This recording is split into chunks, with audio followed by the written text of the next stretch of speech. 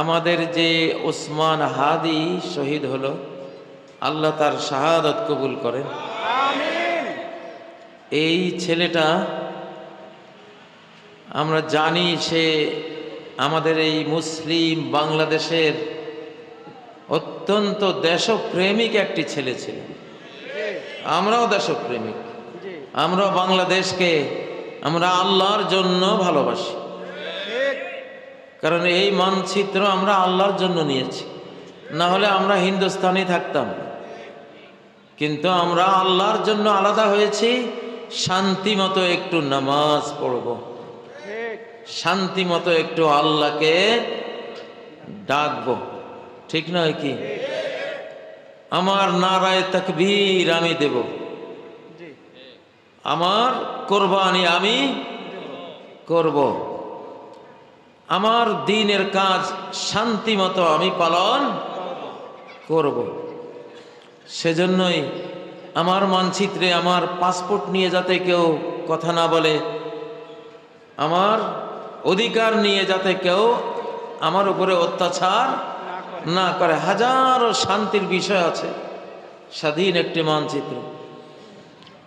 তো এই মানচিত্রের জন্য যে জীবন দেবে সে শহীদ ইনশাআল্লাহ। ইনশাআল্লাহ। এটা সহজ মানচিত্র না, এটা দ্বিজাতি তত্ত্ব, টু নেশন থিওরির মাধ্যমে, যে আমরা মুসলিমরা আলাদা আল্লাহর জাতি আর অমুসলিমরা তারা মূর্তি পূজারী আলাদা জাতি, এই বিশ্বাসের কারণেই এই ভাগাভাগিটা হয়েছে, তাই না?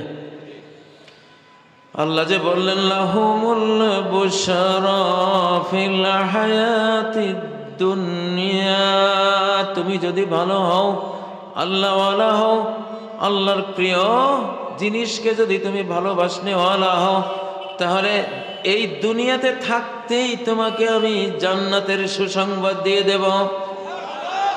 আল্লাহু আকবার। তাহলে ওসমান হাদিকে দেখেন, গুলি খেয়েছে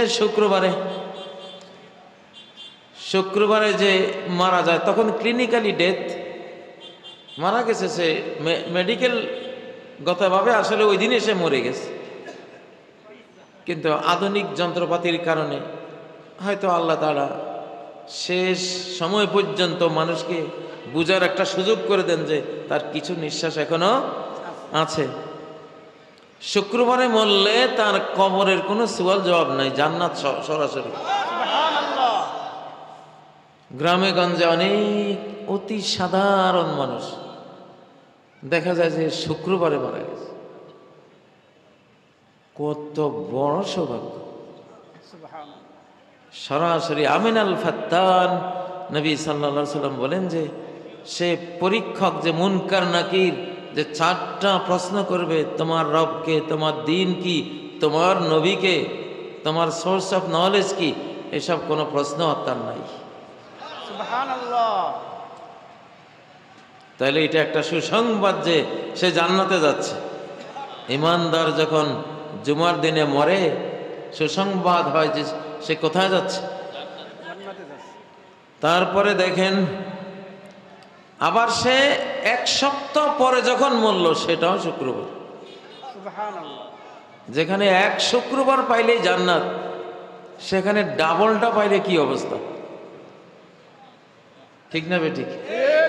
হয়তো যে মানের জান্নাতে যেত, ডাবল জুমাবার হওয়াতে মানটা আরো অনেক।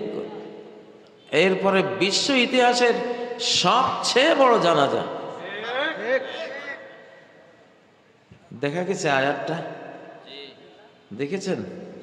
মালিক মিয়া বিনিয়তের সংসদের সামনে আল্লাহ যে বললেন, দেখ আমার পথে যদি থাকিস, এই ছেলেটা যদি সেকুলার হতো, ধর্মনিরপেক্ষ হতো, নাস্তিক হইতো, কেউ কানাইয়াও চাইতো না তার দিকে, ঠিক না ঠিক? একজন মরছিল না ঢাকা ভার্সিটিতে, কি জানি সেকুলার একজন, 6-7 জন লোক জানা যায়, পাওয়া যায়নি, অনেক বড় উচ্চশিক্ষিত। তখন আফসোস করে কারা জানি বলছিল, যদি আহমদ শফি সাহেবের মতো হতে পারতাম, ওনার জানা যায় কত লক্ষ লোক, মাইলকে মাইল। সুবহানাল্লাহ। সুবহানাল্লাহ। আর ঢাকা ভার্সিটিতে এত বড় একজন ডক্টর মারা গেল, জানাজা পড়ার লোক নেই। ও ভাইয়েরা, তাহলে আমরা দেখলাম, আমরা যদি নেককার হই, আল্লাহওয়ালা হই, আমরা যদি ভালো হই, আল্লাহর পথে যদি আমাদের জীবনটা যায়, আল্লাহ যে বললেন সুসংবাদ তার জন্য আছে, আমরা এই সুসংবাদটা আমাদের সংসদ ভবনের সামনে গোটা জাতি সহ সারা পৃথিবীর মানুষ এই আয়াতটা চোখে দেখেছে কিনা?